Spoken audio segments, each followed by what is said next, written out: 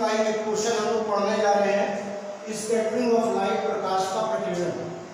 देखिए प्रिज्म में जो कलर डिस्पर्जन वर्ण विक्षेपण हुआ था उसकी जिम्मेदारी थी प्रिज्म के मटेरियल के रिफ्लेक्टिव इंडेक्स की, प्रिज्म के पदार्थ का अपवर्तन।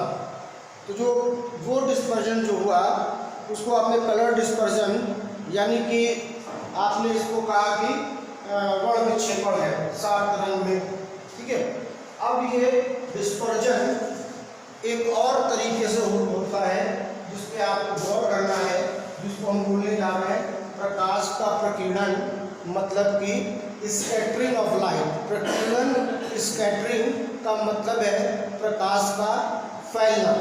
देखिए आप एटमॉस्फेयर में अगर गौर करें तो बहुत सारे डस्ट पार्टिकल हैं, बहुत सारे डस्ट पार्टिकल हैं, ठीक है। और इस तरह के मीडियम को कोलाइडिंग मीडियम, टिंडल इफेक्ट भी कहते हैं, टिंडल प्रभाव, ठीक है। तो अब देखिए इसमें होता क्या बच्चों, जब लाइट आता है, इंसिडेंट है, तो पार्टिकलों से वो बार बार टकराकर सेवन कलर में डिस्पर्स हो जाता है, फैल जाता है। इस घटना का कारण प्रिज्म नहीं है, इस घटना का कारण स्कैटरिंग ऑफ लाइट, प्रकाश का प्रकीर्णन है। क्योंकि हमें मालूम है कि frequency of violet colour is maximum, तो सबसे दूर तक ये वाला बंदा फैलता है, और frequency of red colour is minimum, तो सबसे कम दूरी पर ये जलता है, ठीक। यही पर आपको बताया जाएगा कि आकाश नीला क्यों है, सूर्य उदय होते समय, सनसेट के समय ऑरेंज शेडो क्यों दिखाई देता है, वगैरह वगैरह। तो ये आपका था स्कैटरिंग ऑफ लाइट, प्रकाश का प्रकीर्णन। और इस तरह के मीडियम को, कोलाइडिंग मीडियम को टिंडल इफेक्ट भी कहा जाता है। इसको टिंडल इफेक्ट, मैं नोट्स भेज दूंगा, टिंडल प्रभाव भी कहते हैं, ठीक। अब स्कैटरिंग ऑफ लाइट को लॉर्ड रैले ने समझाया। लॉर्ड रैले का नियम, इन्हें कहा कि जो प्रकाश प्रकीर्णित हो रहा है, स्कैटरिंग ऑफ लाइट, इसकी इंटेंसिटी, इसकी तीव्रता इनवर्सली प्रोपोर्शनल होती है इसके वेवलेंथ के फोर्थ पावर। मतलब लॉर्ड रैले के अनुसार आपतित प्रकाश की तीव्रता उसकी तरंग दैर्घ्य के चतुर्थ घात के व्युत्क्रमानुपाती होती है। प्रकाश की तीव्रता उसके तरंग दैर्घ्य के चतुर्थ घात के व्युत्क्रमानुपाती होती है। Intensity of light is inversely proportional to its wavelength at power 4। तो ये रैले का नियम था। अब इस नियम में देखिए, जिसकी फ्रीक्वेंसी कम मैक्सिमम होती है उसका लैम्डा मिनिमम होता है, मैंने समझाया था। अब अगर मिनिमम लैम्डा होगा तो इंटेंसिटी भी मिनिमम मैक्सिमम हो जाएगी। इसीलिए नीला रंग ज़्यादा स्कैटरिंग प्रकीर्णित होता है क्योंकि इसकी फ्रीक्वेंसी मिनिमम है, सो इंटेंसिटी या स्कैटरिंग, प्रकाश का प्रकीर्णन बहुत ज़्यादा है। Is it clear? तो अब इस पर कुछ छोटी छोटी घटनाएं हैं, नोट्स में भेज दूंगा, आप नोट्स के परेशान मत करिए। जैसे लॉर्ड रैले ने बताया कि why sky is appear blue, आकाश नीला क्यों दिखाई देता है। तो according to this law, atmosphere में जहां डस्ट पार्टिकल हैं वहां पर वायलेट, ब्लू कलर ये लोग ज़्यादा स्कैटर हुए थे, ज़्यादा प्रकीर्णित हुए थे, यानी ज़्यादा दूर तक गए थे, इसीलिए हमें स्काई ब्लू दिखाई देती है। अब देखिए इसी चीज को डॉक्टर रमन ने, इसमें गलती है, डॉक्टर रमन ने दूसरी तरीके से प्रूफ किया था, इसी चीज के लिए उन्हें नोबेल पुरस्कार प्राइज मिला था डॉक्टर रमन को।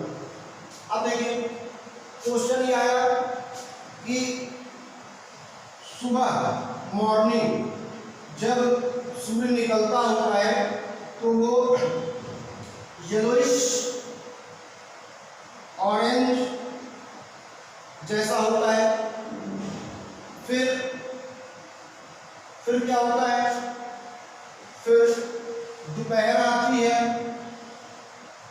आफ्टरनून, ये सन वाइट सा प्रतीत होता है, फिर आता है सनसेट, सूर्यास्त, यह सनसेट, और ये क्या है, तो इस समय भी डूबता सूरज येलोइश ऑरेंज दिखाई देता है। क्यों? इसका भी कारण प्रकीर्णन है बच्चों। देखिए ये अर्थ है, आप अर्थ पे खड़े हो, ठीक है, आप अर्थ पर खड़े हो,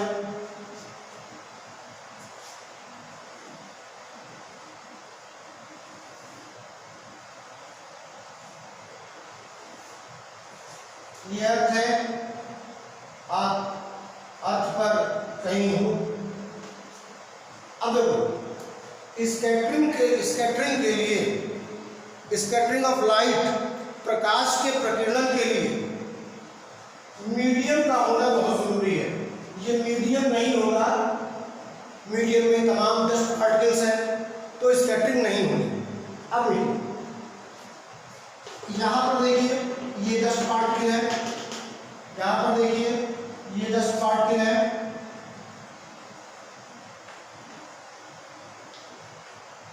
यहाँ पर देखिए ये डस्ट पार्टिकल्स हैं।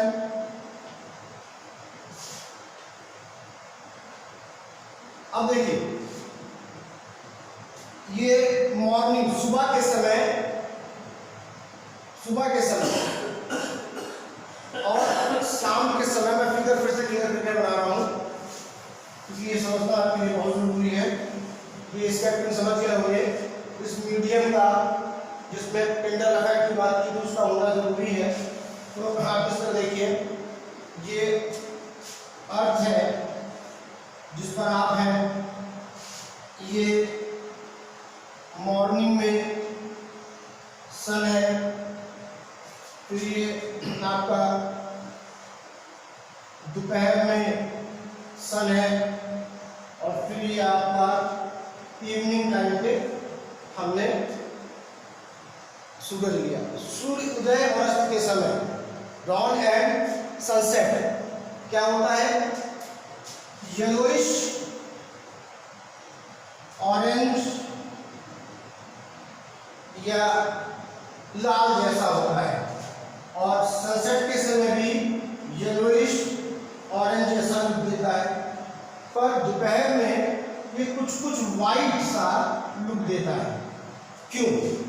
तो इसकी वजह भी बच्चों, इसकी भी वजह बिल्कुल सिंपल है, इसकी भी वजह स्कैटरिंग है।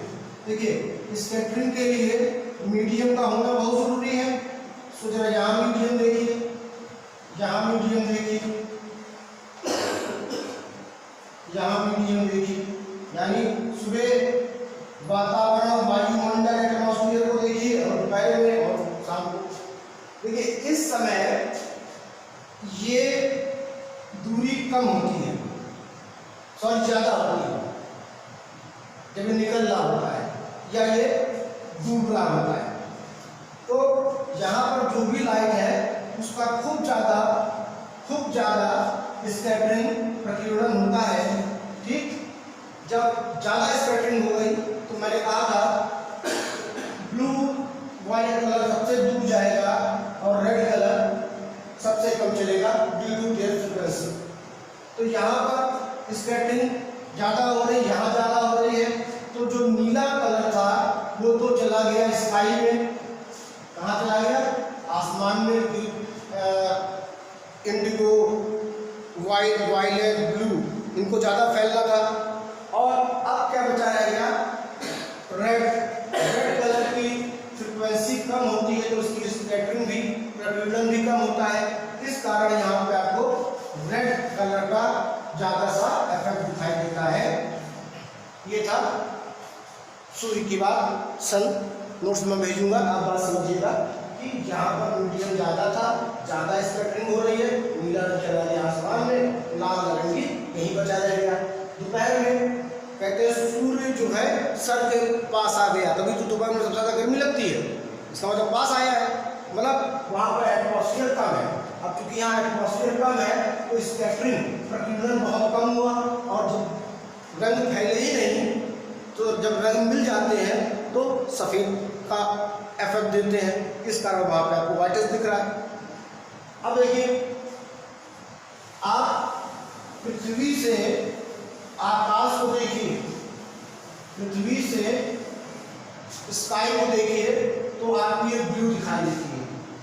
लेकिन आप मून से, चंद्रमा से अगर आकाश को देखेंगे तो ये ब्लैक दिखाई देगा, क्योंकि यहाँ पर मीडियम होता ही नहीं है। ठीक है, वहाँ मीडियम नहीं है तो वहाँ स्कैटरिंग भी नहीं होगी। ठीक, इसलिए वो आपको आकाश काला दिखाई देगा। Is it clear? खतरे के सिग्नल लाल क्यों बनाए जाते हैं?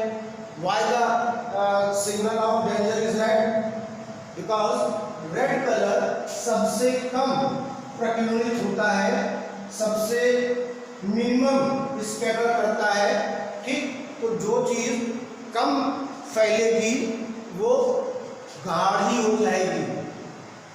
ठीक, ज़्यादा फैलाते हो तो चीज़ धुंधली होती है, और जो चीज़ कम फैली वो गाढ़ी हो जाती है। इस कारण वो दूर से ही दिखाई दे जाती है। इसलिए सिग्नल्स को रेड बनाया जाता है, खतरे के सिग्नल को, क्योंकि लाल रंग सबसे कम प्रकीर्णित होता है, सबसे कम स्कैटर करता है, इसलिए वो दूर से भी आपको दिखाई दे जाता है। तो ये हमारा प्रिज्म का लास्ट लेक्चर था। आगे वाले लेक्चर में और कुछ देखेंगे। हमने बहुत सारे न्यूमेरिकल भी किए, प्रिज्म को और तरीके से खत्म कर लिया है। ठीक है, तो आप लोग को नोट्स मिल जाएगा। जो चीज़ समझना पढ़ना अच्छे से करना, लापरवाही मत करो, अपना टाइम बिल्कुल भी किसी भी चीज़ को मत वेस्ट करो। साइंस के बच्चे के पास इंटर में सर उठाने का समय नहीं रहता है, इसलिए एकदम जुनून से मेहनत करो। ठीक है, एक जज्बा होना चाहिए कि हाँ ये चीज़ हमें पढ़ाई गई है तो ये चीज़ हमें आनी चाहिए। It is clear?